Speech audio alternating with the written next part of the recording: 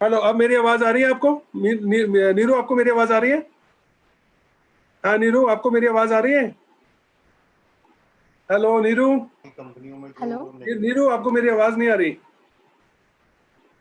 नहीं नहीं, ये तो इसमें आ रही है ना, ये तो मेरे कॉल में आ रही है।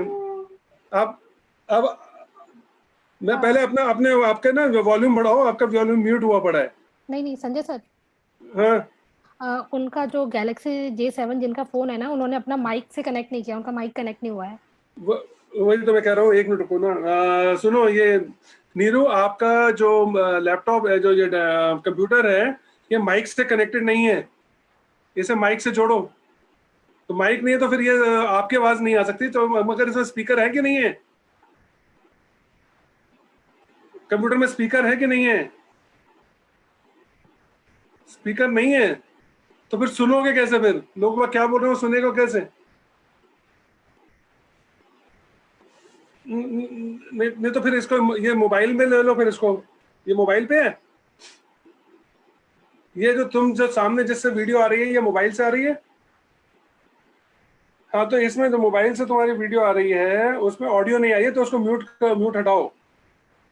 अरे क्या नाम इसका? ऋतु। ऋतु। हाँ जी सर। ऋतु। ऋतु जरा इसकी हेल्प करो जरा, गैलेक्सी J7 पे। वो मुझे सुन नहीं पाएंगी ना। नहीं, सुनाई दे रही होगी उसको। जैसे अरे तुम्हारे इसमें क्या नाम नीरू, तुम्हारे इसमें आवाज नहीं आ रही है क्या? तुम्हारे लैपटॉप में यार, ये मोबाइल आगे वाले मोबाइल में नहीं, आगे वाले मोबाइल में आ रही है आवाज। Hello hello hello hello hello. हाँ,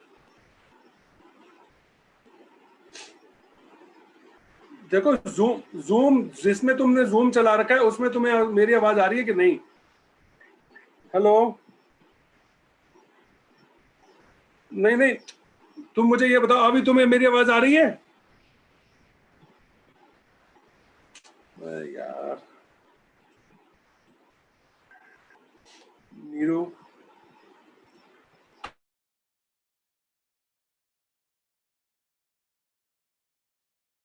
Hello, sir. Dr. KK. Good evening.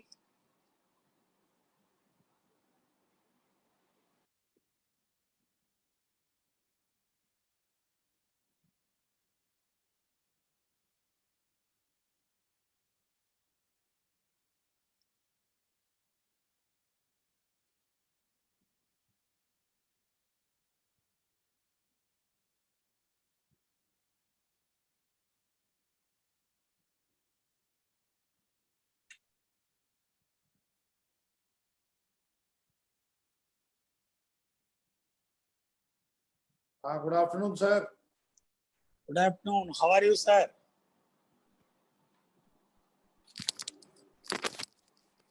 Can you hear me?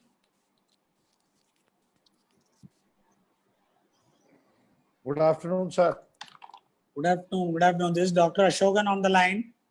Yeah, Dr. Dhruv Chaudhary here, sir. Yes, sir. We are both here. I hope the National President and Dr. KK will join right now. Thank you for joining. Ritu doctor KK sir को कहो। हाँ okay sir, एक second.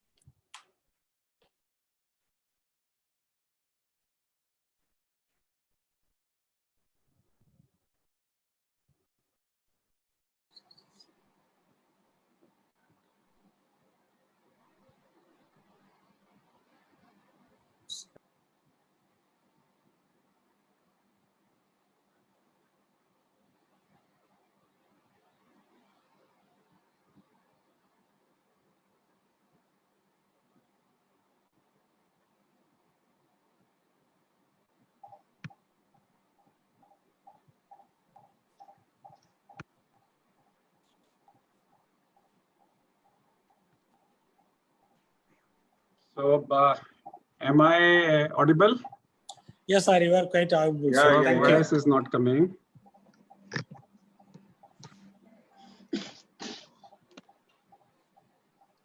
Am I audible now? Yes, sir. You are quite Yeah, audible. yeah, yes, Hello, Ramesh. How are you? I am fine. Thank you very much. Good. So, Dhruva, how are you? You are why you are asymptomatic. Become symptomatic. Sir, I'm fine, absolutely fine. Absolutely. This is a new term. We'll have to use new terms now.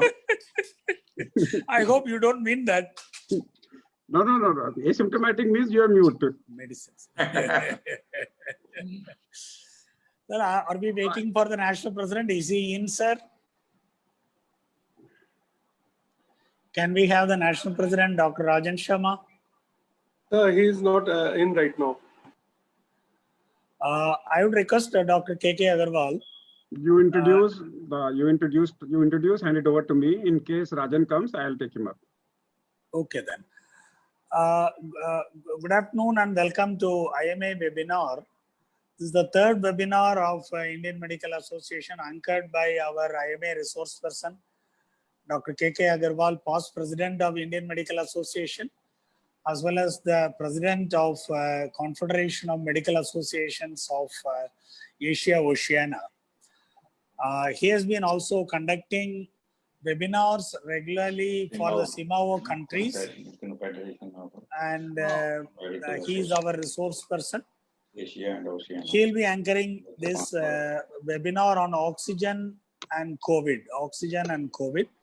Today we have as our special guest the president of Indian Society of Critical Care Medicine, Dr. Dhruv Chaudhary, who is an expert, and we are relying on him to enlighten us on the role that oxygen plays between life and death in COVID patients, and how exactly we can manage it, and how it is important for all the hospitals to maintain their oxygen chain and oxygen accessories ready and going. We also have with us the Honorary Finance Secretary of Indian Medical Association, Dr. Ramesh Tatta, and myself, Dr. R.V. Ashokan, the Honorary Secretary General of Indian Medical Association. I will hand over to Dr. KK Agarwal. Before giving that, I give couple of messages from Indian Medical Association that violence and stigmatization against doctors, nurses, and healthcare workers is rising across the country.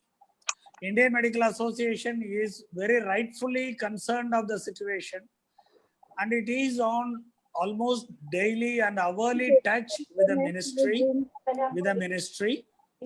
and we are pressing for an ordinance on violence against doctors.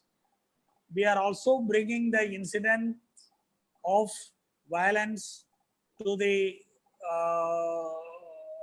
attention of the Union Health Ministry. Indian Medical Association is also running a helpline, 24/7 helpline for general public. Talk to your doctor. For the past 1 month, they have taken 19,000 calls, addressed their queries, and thanks to Junior Doctors Network of Indian Medical Association. IMA also is running a 9-to-9 psychosocial counseling for doctors, nurses, and healthcare workers. These facilities are already available, and we have been coordinating very closely with our state branches. Over to Dr. KK Agarwal sir for anchoring this program, and whenever our national president Dr. Rajan Sharma chips in, we will be able to avail his expert opinion on the situation. Over to you, sir, Dr. KK Agarwal. Thank you, Dr. Ashokan. And thank you, Indian Medical Association, for giving me this chance of hosting and anchoring the third program, which will be now weekly. Every Saturday, 4 to 5 p.m., we will have a special guest and we will interact on Corona Ki Baatein. Before I go to the subject, I was thinking that when I was told that Dr. Dhruva is coming, so I started imagining what should be the topic, and then I started analyzing his name, and this is called Akshar Yog. The word Akshar basically means the alphabetical, and it is Dhruva. Va is a la, va, ra, ya are semi-vowels. They intensify the first word, and his first word is dha, ta, tha, da, dha. The fourth word of a line, dhra. Dhra is a fourth word, and when you speak dha, the sound comes not from the mouth, not from the vocal cord, it comes from the umbilicus. So this is a vibratory sound, and this is a sound where your energy is required. Therefore, if you can speak the word Dhruva, that means if you are in an ICU, you are unconscious, and you ask a patient, you say, who am I? He says, Dr. Dhruva. That means he is conscious. That means he has energy. That means he is not that serious.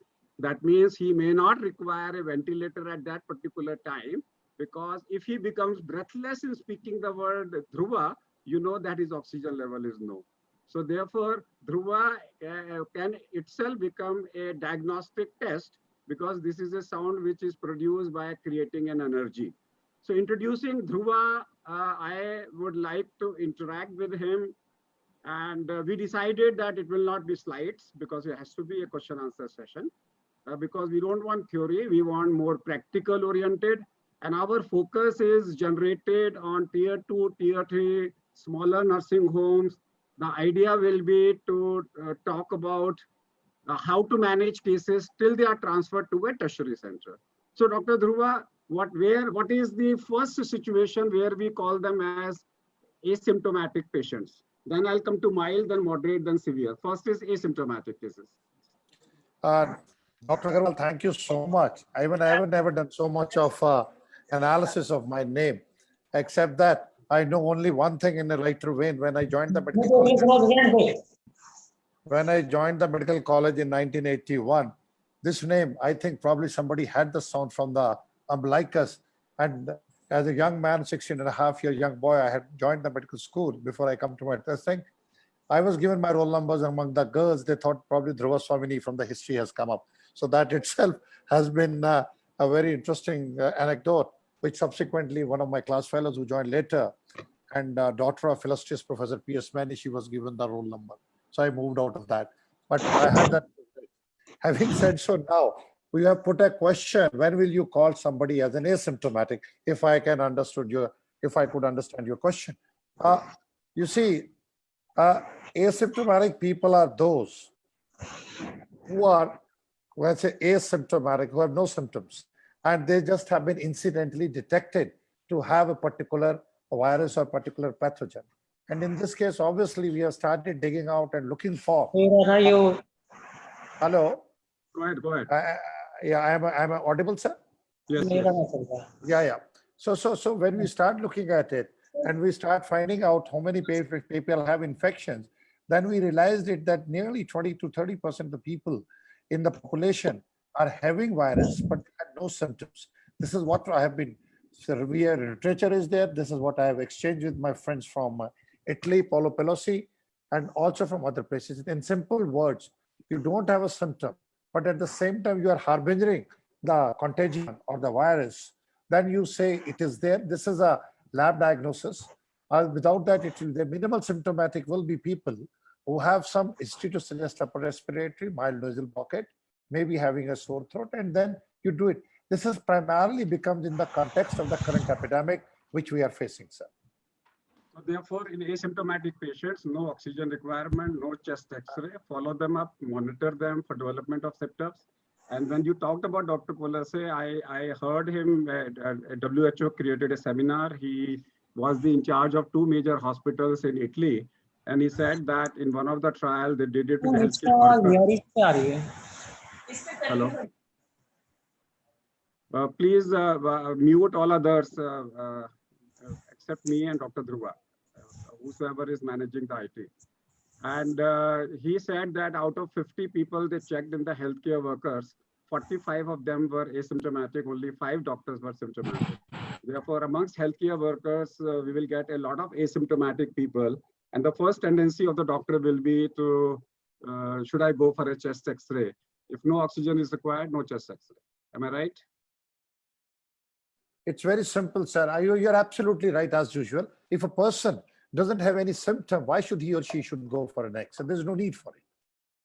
And one of the fundamental difference which we have seen from what has happened in Italy and in the Indian context is they left them as such, and we are isolating them. That's something which is a fundamental difference between Indian context and the Western context has been this time in this epidemic.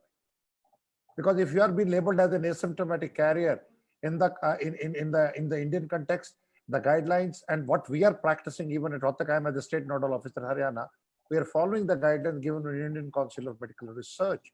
So we are admitting all these patients till they become negative. Only then we are discharging them, and especially when the 2 samples of RT-PCR shows us it is not there done 24 hours apart. Otherwise, they are simply put in an isolation wards. Do you feel that the time has come for us to do a home quarantine and have a security man outside, because we are exposing healthcare workers who are getting infected? I think so. It is coming, but there's no need for a security man. We have now enough digital tracking which can be done, and with the 1 person you can do much more today. I think time is gradually coming for that, and we need to follow that. It's only a question of time. Now we come back to mild cases. Yeah. You see, the question is what defines mild, moderate to severe, or mild, severe, and critical. Mild are the people who are symptomatic, who have upper respiratory infections, maybe dry cough, and along with it, if they will having a little malaise, fatigue. A few reports which we saw it from the China was the fatigue is much more prominent. Now whatever we have seen it in Haryana in particular, and after tracking people both from Mewat, we have 90 admissions there. Till now at Rohtak, we have around about, in totality, 5 admissions. Then we are following it up at Karnal, so being a nodal center here. Predominant symptom in these patients have been either minimal cough or running nose. So these are the mild cases, have a low-grade fever that you treating them simply with the paracetamol. And if they are having some amount of an antihistaminics or decongestant, that's it. They will not have any evidence or any organ system or any, if I say so, evidence of any organ dysfunction, A, and B, they will even not having any even breathlessness also, which we are looking at, a dominant cough and low-grade fever and a minimal symptom. That is mild case. And we looked at Rohtak when we saw the data. We have 91 cases, I suggested to you there in Mewat, and total more than 120 cases which we have following up either directly or indirectly. We have come up with another category. These are the asymptomatic. Then you have a moderate ones which are coming up. But we are looking at a area which probably is sinistrous in a sense. They can tell you that these patients can have a trouble. And looking at extrapolating from the data, if 5th or 7th day, because this illness is serious in your 2nd week, and if you see it, I am very places comparing it with the typhoid. Like you tend to see complications 2nd and 3rd week, sir. Analogy may not be perfect, but it signifies in terms of common physicians is 1st week relatively lesser, 2nd week, 10 to 15% will feel it. And one of 2-3 things what one has observed is that A, they start getting high-grade fever, or their pulse rate starts shooting up, going up, they start having it. And some of them also start getting a little faster heart rate. And then that is the time which you need to be extremely careful. We evolved this method at our institution also because we wanted to conserve the medical staff. And then we are doing SpO2 monitoring, pulse oximetry monitoring every day in these cases. And then you start, if their levels of oxygen starts falling from 97% usually, which is there, to 96 to 95% in it, then we started looking at it. Now this is a problem, and that this patient is going into heading for a trouble. So we'll be having a moderate to severe disease. And a severe we are calling if person is not maintaining oxygenation on room air or have an evidence of biochemical or laboratory or otherwise of organ dysfunction. So let me dissect what you have said. let me also compare it not only with typhoid, but also with dengue. Yeah. In dengue also, we know that the mortality is sudden onset of capillary leakage. And when there is a capillary leakage, we end up into a sudden onset of lowering pulse pressure. Similarly, we must identify the point when the deterioration occurs. Because if you can identify that the earliest point when the deterioration comes, you may be able to save that life by early oxygenation. And before I welcome our national president is here, and I would like him to give a comment. But before that, let me complete my question. And after that, I'll invite the national president, and then you can answer this. Before that, I'm talking about before increased heart rate and before fall in SpO2, can we find a criteria that a patient who is asymptomatic on walking, he gets into unproportionate tachycardia and unproportionate fall of oxygen? Can it be the earliest sign compared to resting tachycardia and resting fall in SpO2 level? If a person says who is asymptomatic and on day 5, 6, or 7, if he says I'm walking and on walking there is a fall of SpO2 by 4%, that may be maybe a couple of hours earlier, then he starts getting SpO2 fall at a resting stage. I will request you to answer this, but after our national president addresses. Dr. Rajan. Rajan, you are asymptomatic. So he needs to he needs to unmute himself. Become symptomatic. Yeah. Still asymptomatic. No, can the IT make him unmute? Please, the IT department, make him unmute.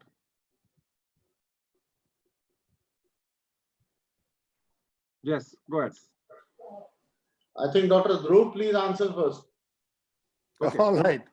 I can Dr. welcome Agarwal. later. Yeah. Answer it. Yeah. You see, Dr. Agarwal, what you are talking in terms of picking subclinically deterioration early, or which is there. Theoretically, yes, but by and large, as I said in the beginning, I put a lot of emphasis in critical care in the respiratory rate. Before anything goes up, that starts going up and picking up. So when you are looking at a total, it's going to be cardiorespiratory stress. So it's not only tachycardia, fever, tachycardia, and then along with it, you see arrest. And obviously, if somebody starts becoming breathless and walking, these are early warning signs. There's no question about it. SpO2 gives you an objective evidence. That's it. But if somebody who's in, and we also know there are two types of patients' reactions. One can be they look okay, but their oxygenation is very low. And another group is where his oxygenation with the clinical matters, the matches with each. The one which we say they look like a high altitude oxygen syndrome. And these are the patients who otherwise are sitting all right, but they show a very low oxygen levels. How to identify that group?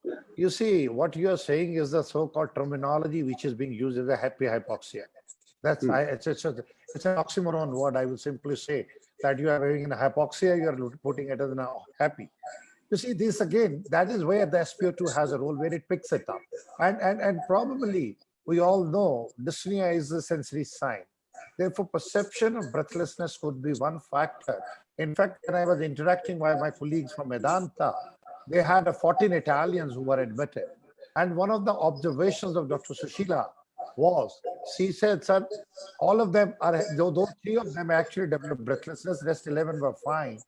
One of the major part was he never clinically giving an evidence of minimum breathlessness. But again, I said, when we looked at the sheets, all of them have a significant tachypnea and tachycardia. So probably perception may not be, but SpO2 gives you objectivity, respiratory rate, and heart rate. They're all because they're trying to compensate it. So you try to find them being there. So it's a SpO2 objectivity to which you will identify that. So basically, clinically, those people where you want up and you need for a transfer. So the answer is look for fever, sudden rise in fever. on day 5 and 7, normally we respond to fever should start settling down. Instead of settling down, suddenly rise in fever. If a patient says he is breathless in talking, that means respiratory rate is more. If there is an unproportionate tachycardia on exertion or at rest, or if the SpO2 level suddenly shows a fall of more than 4%, normally we say you should keep it between 92 to 96%. And if you suddenly find that from 96 it has gone to less than 92, that may be a sign this patient may require a early oxygenation level. Shifting. Yeah. And if early oxygenation is not given, they may deteriorate. And we also know that viremia is maximum in the first 48 hours. Deterioration starts on 5th, 6th, and 7th day. Therefore, if you want to reduce chances of breathlessness, then the treatment has to be in the first 48 to 72 hours. But if a patient goes into a breathlessness state, you may get varied presentation. Patients may have rapidly deteriorating, and some people may have a gradual deterioration phase. So here I would come back to Dr. Rajan Sharma to give his address, and then I will come back to the specific therapy, that is oxygen therapy. Good evening, sir, and Dr. Dhruv, and all the friends and leading figures of this profession who are on this webinar. So this is, I think, back-to-back third or fourth webinar from me. 3 to thank. So this is the third one. Thanks to KP, sir. Oxygen therapy and its relevance and its importance can never be done away. Seminar moderate kar raha hu. And it is a very welcome knowledge for everybody. But I have my question to KK sir also and Dr. Dhruv also. And now address is over. I just have a question, sir. I'm orthopedic surgeon, so critical fine things of the profession will need to be tackled by both of you. First, how are we well placed as far as pulse oximeters are concerned? And what is the role and relevance and prevalence of ABG facilities in our country? Another third is our oxygen concentrators. Its relevance vis-a-vis COVID management, where oxygen's demand is going to jump manifold, because it is also, it is my belief that oxygen has to be in good supply and in adequate pressure, not a small cylinder sitting beside the patient. Please, Thank sir. you. Thank you, National President. Regarding oxygen concentrator, we will come in the sequence, because when we talk about oxygen, we will talk about all types of oxygen therapies and their alternatives. Yes. Regarding SpO2 monitoring is concerned and ABG is concerned, now SpO2 is a must. There are two types of SpO2 monitors, one which is available in less than 1,000 rupees, that has some error on exertion, but it stabilizes if you have a low pressure, if you are moving, if you are walking, it may have some error. You have the good where they take care of high hemoglobin, low hemoglobin, walking. They are costly, but they are not required in an ordinary nursing home. In an ordinary nursing home and at home, we must ask them to buy a SpO2 monitor, which is good enough, because your idea is a relative term that whether there is a 4% fall of SpO2 or not. But then oxygen concentrator, I'll come back to Dr. Dhruva Chaudhary. When a patient, he is having exertional fall of SpO2, SpO2 now is 92 or 90. And I would like to maintain it between 92 to 96, because again, there are two choices. I can take it to more than 96, make it more than 100%, or bring the SpO2 to 92 to 96. And the current consensus is not to build a SpO2 level more than 96. Suppose I have to now build up between 92 to 96 a patient.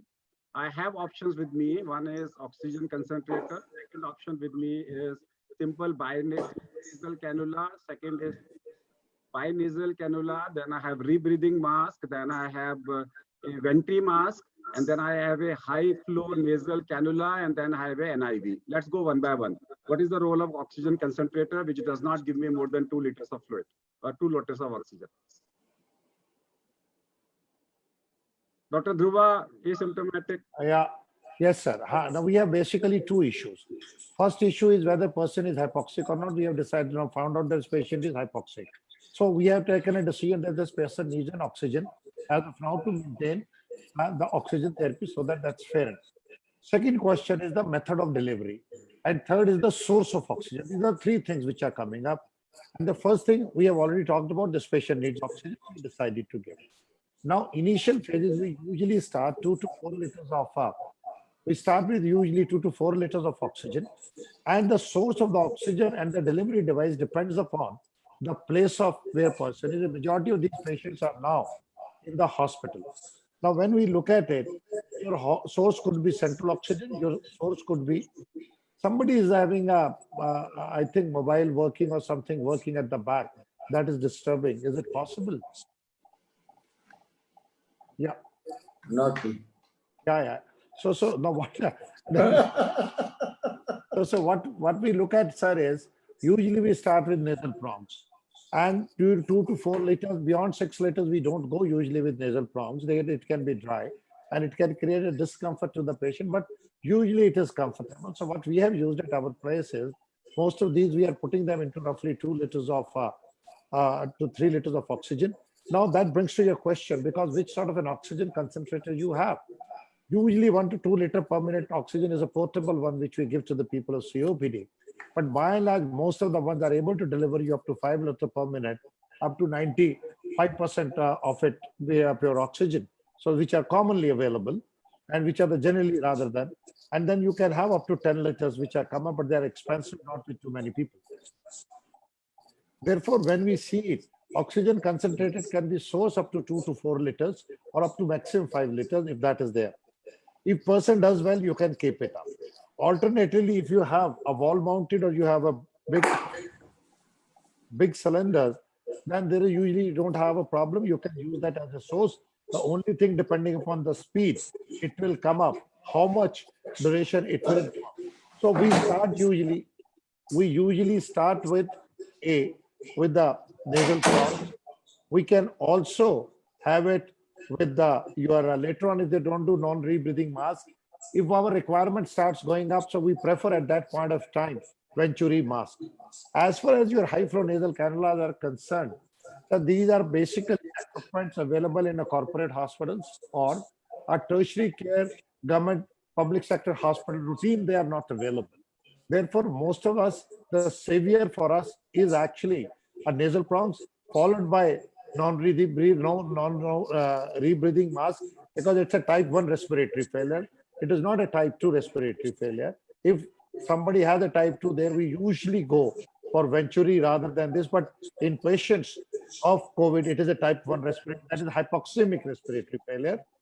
And then obviously, if I have a facility, I will from Venturi, I can or rebreathing with the reservoir like Hudson mask, then I can switch over to high flow nasal cannula. So do you think that the time has come for every nursing home in the country where they want to buy time before the patient is shifted to a tertiary care center, and where they don't have a sophisticated ventilator, they have only a small ventilator, that to buy time till the ambulance comes or the airlifting comes, they buy and invest in a high flow nasal cannula? I think it's an excellent tool. In fact, because when I have to buy something, I will simply buy for a COVID. Can it give me a broad range for my coming future time? So high flow nasal cannula today doesn't cost you. The cost of cannula is around about 8,000 to 10,000, and the systems which are working on it with the flow meters and all are around about 1.8 to 2.5 lakhs. So it is a bit small investment vis-a-vis ventilator, and it can be an excellent tool in patients of hypoxemic respiratory failure for delivery. So I think the answer to, if you ask me, is yes, in affirmative.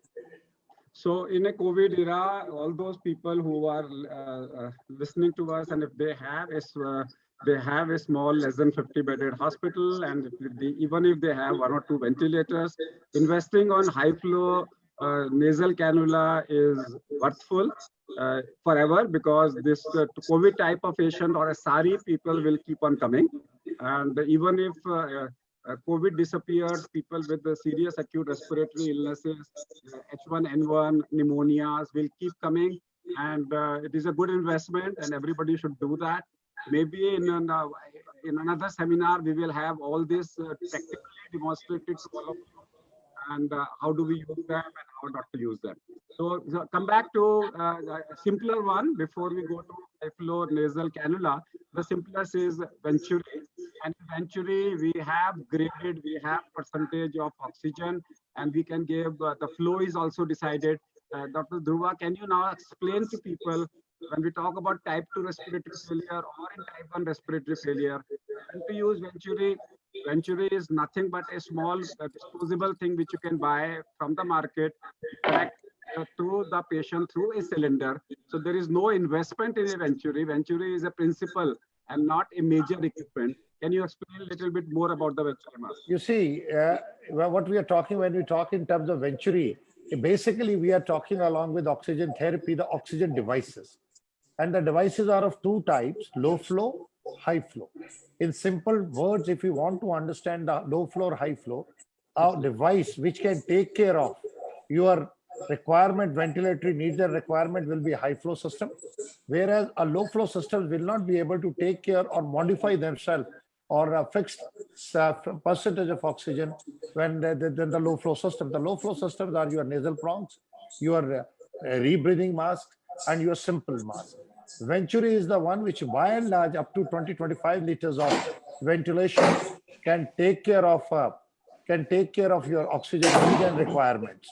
And usually people who have got a chronic lung disease, where we expect some amount of oxygen retention, carbon dioxide retention, is the one where we prefer to have a Venturi mask, and it can give you a static flow and fixed percentage of oxygen. You can be reasonably certain what is being delivered, what you are planning is being delivered.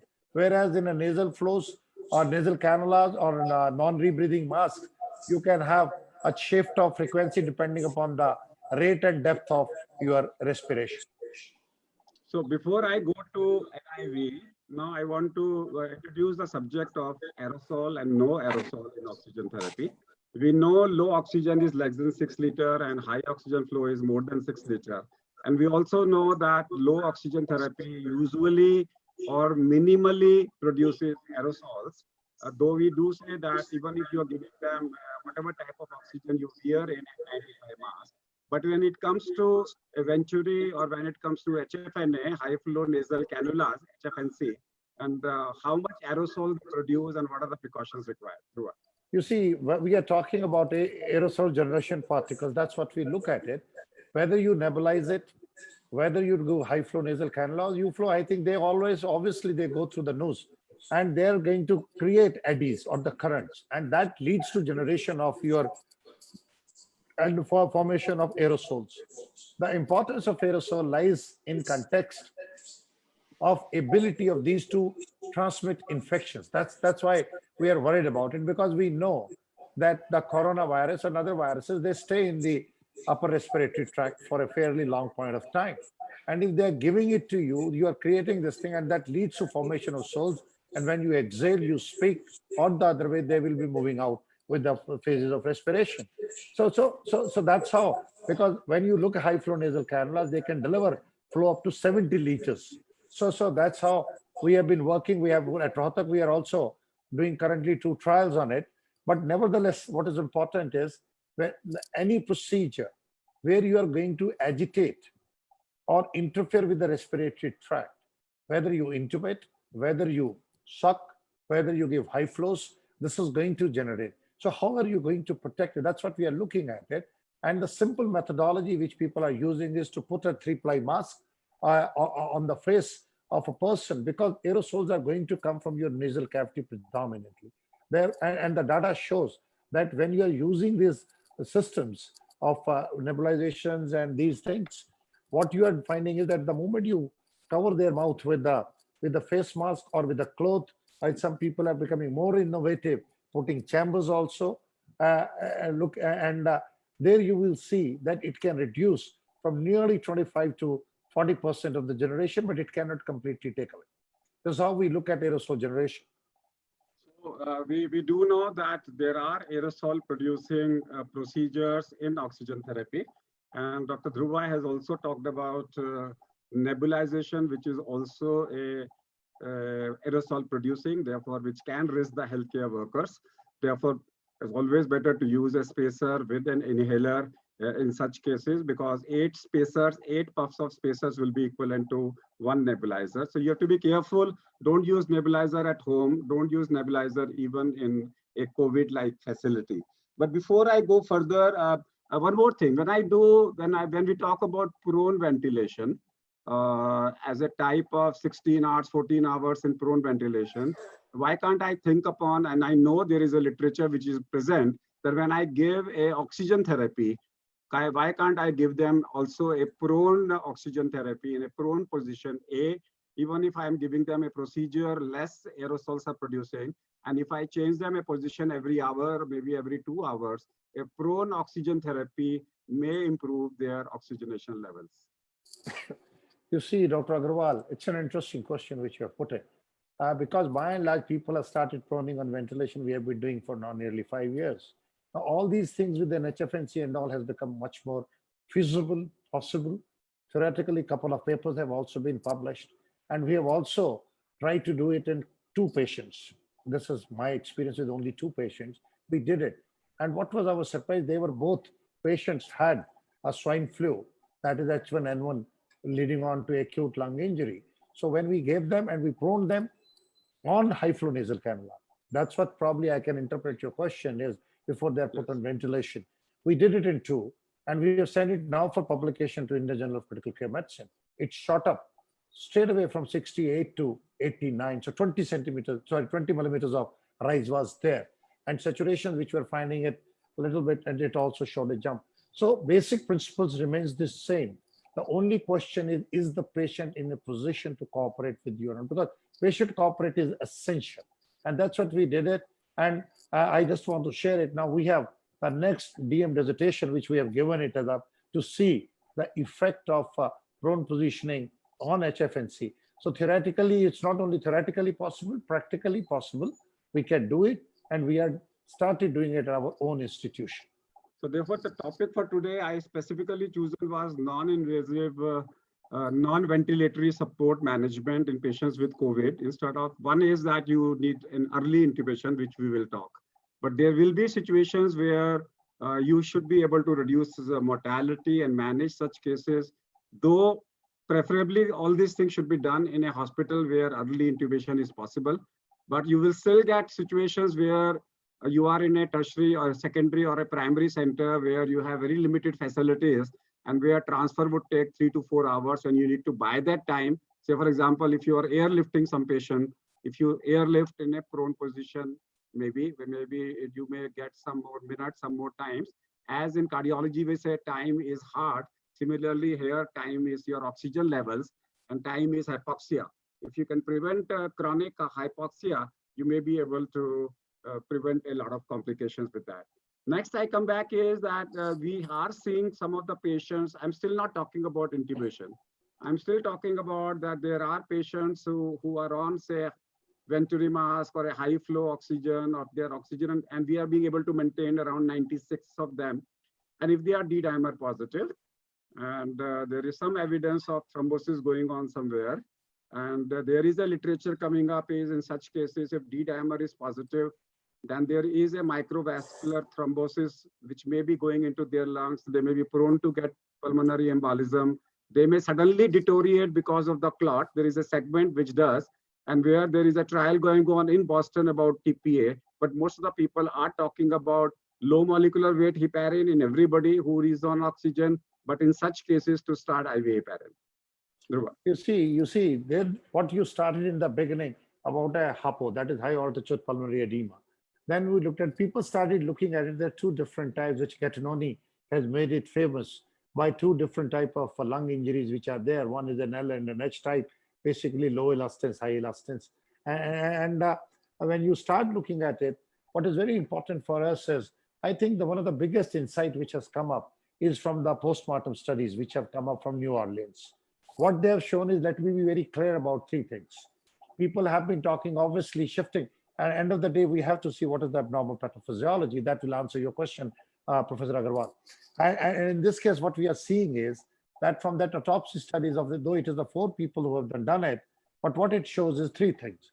A, there is a diffuse alveolar damage, which goes with ARDS, which is the classical hallmark.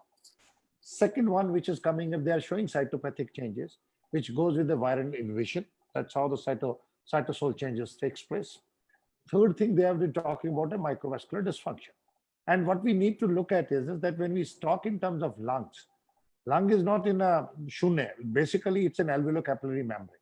So alveolus component from where the disease has come, the endothelium gets away. So there is a significant endothelitis which is there. So that is what we are seeing, that also contributing towards pulmonary edema, which is happening.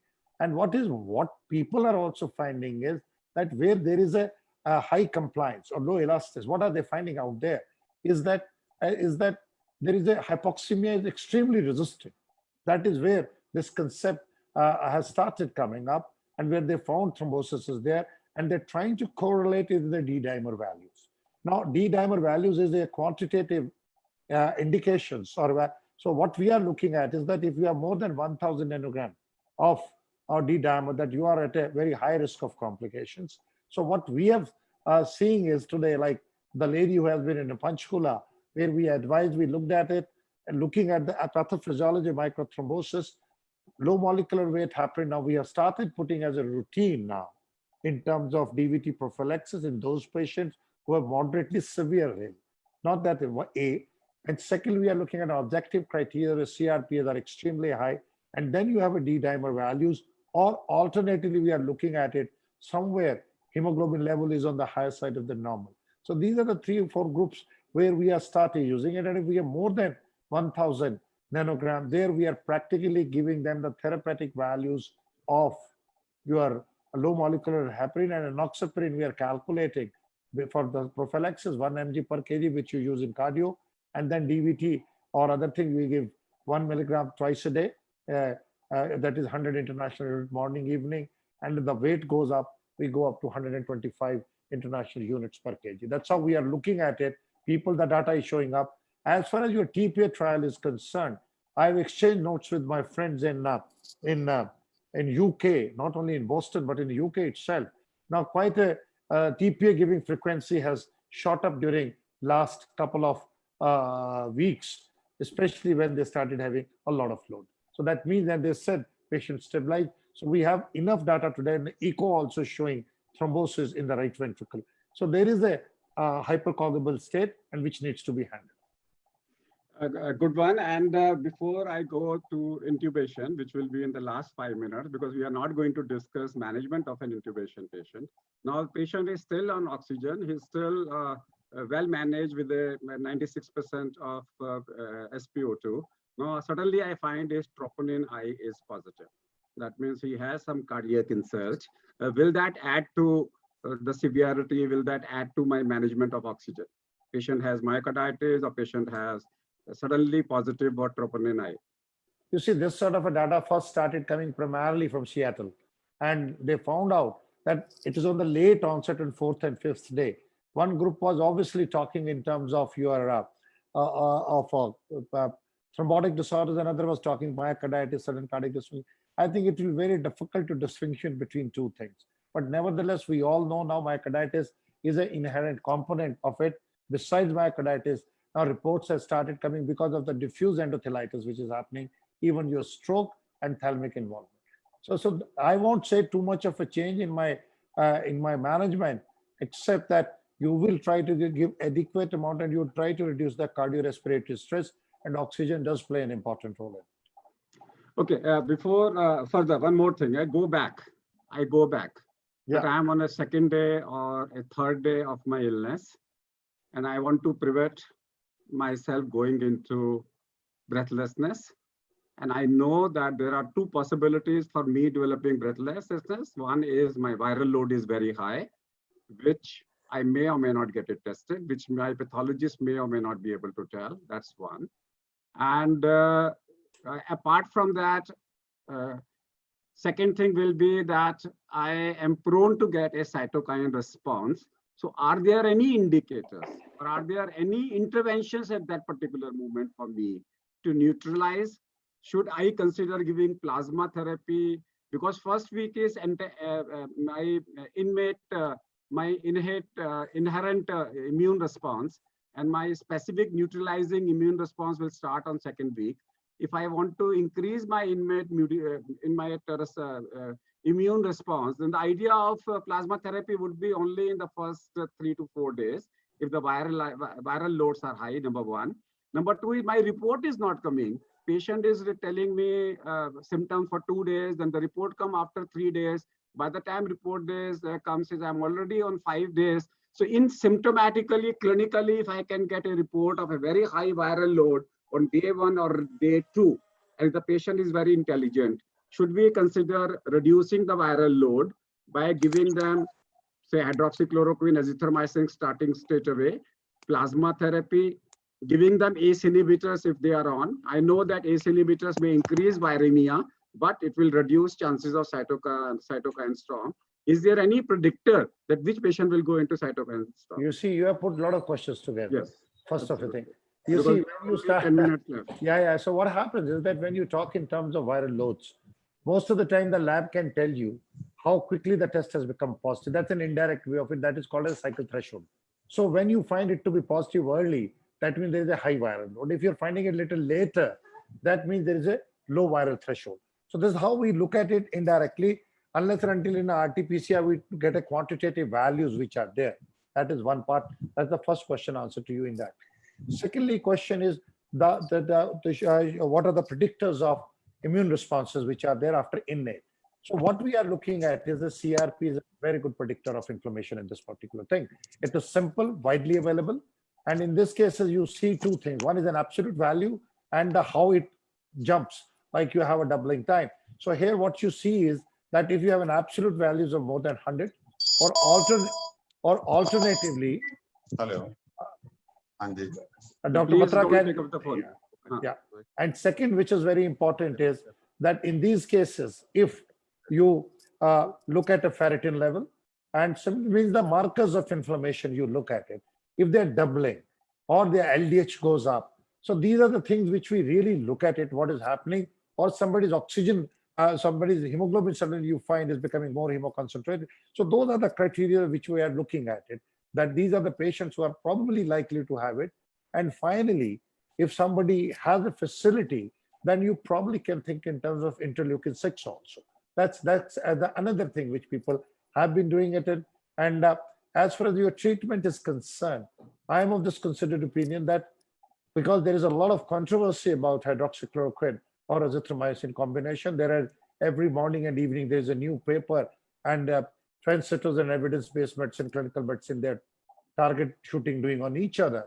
Having said so, as of now, whatever the data it is there, and all of us have enough experience of using hydroxychloroquine, we are using HCQ in all our cases right from the day one itself, symptomatic or asymptomatic. Reason is simple and symptomatic, in a hope that probably it will reduce the viral loads and people will become negative quickly. And in asymptomatic, with an idea not to treat the patient but decrease the duration. That's what hope. But obviously the evidence-based people will say 80% will respond. So obviously ideal would be to have a controlled trial to see. That is one part of your answer, sir. Azithromycin, I still don't know what is the role in it, because the immunomodulation in 4 or 5 days, it is not there. But because of that paper from Arcelis, people have been talking about, but it's an excellent respiratory penetration. Not only that, it has a pharmacokinetic profile that you can, like a buffer, you can shoot and scoot and you can forget about it, will stay for a longer, it's a long half-life time. So we are using HCQ right from the beginning and we are doing it. That is one part. The another component which is there is, which initially gained attention, has gone to the relegated to the back in hydroxychloroquine, is your antivirals, in particular lopinavir-ritonavir combination. And if you see the MERS-CoV data from South Korea, along with ribavirin, those who were given for prophylaxis, none of them got that infection. So this drug is effective, but it is the timing, as you have rightly put it. And if you compare it with the swine flu or H1N1 epidemic, oseltamivir was effective in first 48 hours. Later on, didn't make too much of a difference. Therefore, it was more like a placebo. So I am of this considered opinion, though I do not have that much of an experience of the cases, but looking and extrapolating is, if we have to treat, we have to treat early.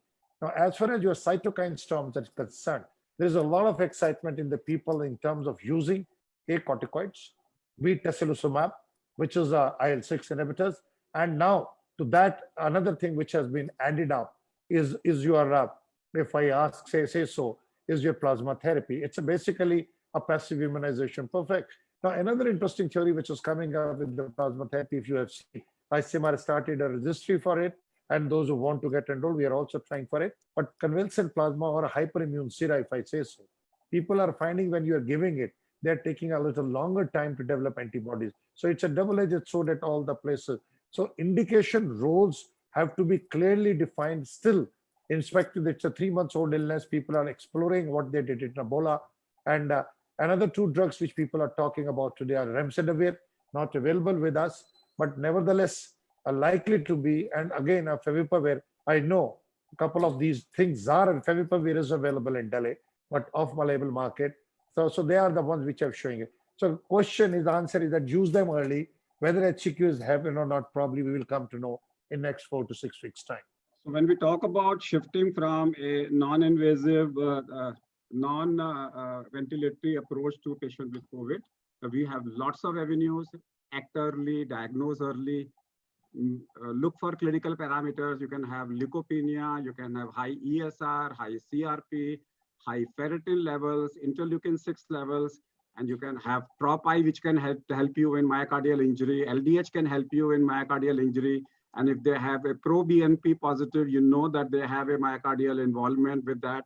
If you have a D-dimer positive, you know there is a thrombosis. So without waiting for the report of a COVID-19, if you are clinically sure that it looks like a COVID, with all these parameters, you need to act early. I will add some neutrophilic lymphocytic ratio. That again is a good indicator to you in following up these cases also, short of and prognostication. We are doing it as a routine.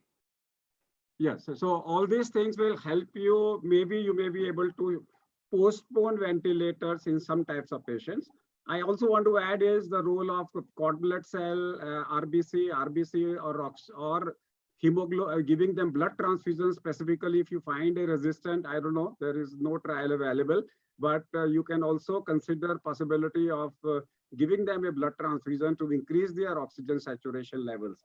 Now we have the last 3 minutes before I hand it over to IMA to propose a vote of thanks, and only 3 minutes for when to intubate. You see, in these cases, earlier was early intubation. Now today it is there. You do a phenotyping, see it, how person is doing, and then on the basis of you take it, but avoid crash intubation. Which have a low compliant issues in terms of which are very heavy, they do have a low elastance, which is a type L. They probably need to be quite often. They need to be intubated a little early. And the other ones, it's theoretically it is very easy to talk about it. Which one it? But see it that those have very high respiratory drive. Unless or until they along with it, you find that they are refused to respond, and their respiratory rate or inflammatory rate started going up. Probably that is the one group which I will try to take and intubate much early. And in those groups, depending upon that elastance, then once they are taken on ventilator, you look at a compliance which have a low compliance, probably they behave like a 2 ARDS, which have a high compliance, look them with the more of a microvascular angio diseases. And that is where another group of drug, that is hyperbaric oxygen therapy, people are also started looking at. But as for your question, intubation, person is not doing well, started having a significant cardiorespiratory distress and fatigue, tiredness, severe shortness of breath. And that's the time you tend to do it. Earlier we were, as I said in the beginning, early intubation. Today you wait for some point of time, and people are realizing that nearly 40 to 60% varied in different series are doing better with late intubations. Thank you, Dhruva. As a moderator of this session, people were asking me, how will you cover oxygen therapy in 1 hour? This is a subject which you will not be able to cover it in 1 hour. And we haven't covered. We haven't gone into still a microscopic level. We could have carried on oxygen therapy for another 1 hour. But I made sure that being an IMA, Indian Medical Association, we have everything. We did discuss a KHEDA type practice. We did discuss in a GP practice. We did discuss tier 2, tier 3. And we also had some discussion on an absolutely super specialty hospital. We did use terms, and so that it is of use to all doctors practicing in country, whether they are at MBBS level, whether they are at MD level, or whether they are at a DM level.